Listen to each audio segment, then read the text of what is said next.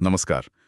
आज हम बात करने वाले हैं उत्तर प्रदेश पुलिस भर्ती एवं प्रोन्नति बोर्ड की एक बहुत ही महत्वपूर्ण सूचना पर। ये एक ऑफिशियल अनाउंसमेंट है, मतलब इसके दस्तावेज हमारे पास हैं और हमारा काम है कि इसमें से जो सबसे जरूरी बातें हैं वो आप तक पहुंचाएं। हम्म, तो आज इसी बड़ी घोषणा पर हम थोड़ी गहराई से चर्चा करेंगे।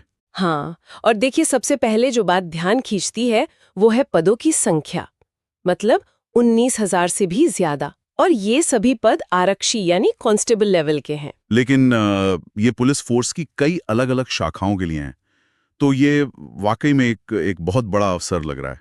हाँ बिल्कुल, चलिए देखते हैं ये पद कहाँ-कहाँ बटे हुए हैं। जो हमारे पास जानकारी है उसके हिसाब से सबसे ज्यादा 9,837 पद आरक्षी पीएससी के लिए हैं। पीएससी मतलब प्रोविंशियल आर्म्ड कांस्टेबलरी, ये अक्सर लॉ एंड ऑर्डर में अहम रोल निभाती है। फिर देखिए आरक्षी 30 पीआरओ विशेष सुरक्षा बल के लिए है, 1,341 पद। अब ये 30 पीआरओ क्या है? ये शायद कोई इंटरनल कोड होगा। हाँ, हो सकता है, लेकिन विशेष सुरक्षा बल का होना अपने आप में इम्पोर्टेंट है। बिल्कुल।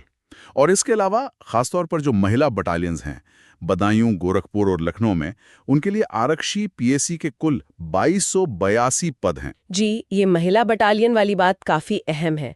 ये सिर्फ महिलाओं की भागीदारी बढ़ाने की तरफ एक कदम नहीं है, बल्कि शायद ये कुछ खास तरह की जो पुलिसिंग की जरूरतें होती हैं उनको भी पूरा करने के लिए सोचा गया होगा। सही कहा। अच्छा, आगे बढ़ते हैं। तो आरक्षी नागरिक पुलिस, मतलब जो नॉर्मली थानों वगैरह में पोस्टेड होते हैं, उनके लिए 3,245 पद हैं। फिर आरक्षी पीएसी, ये कहिए सशस्त्र पुलिस, उसके लिए 2,444 पद। और आखिर में एक छोटी लेकिन बहुत खास यूनिट, आरक्षी घुड़सवार पुलिस। हाँ, माउंटेड पुलिस। जी, उनके लिए भी 71 पद निकाले गए हैं। यहाँ देखिए सिर्फ संख्या ही नहीं देखनी है, जो विविधता है इन पदों में वो गौर करने लायक है। मतलब पीएसी है, सिविल पुलिस है, स्पेशल सिक्योरिटी फोर्स है, महिला बटालियन है और घुड़सवार पुलिस भी। हाँ, ये रेंज काफी बड़ी है। बिल्कुल। तो ये दिखाता है कि भर्ती सिर्फ नंबर बढ़ाने के लिए नहीं हो रही, अलग अलग किस्म की जो पुलिसिंग की जरूरतें हैं उन्हें पूरा करने का इरादा लगता है।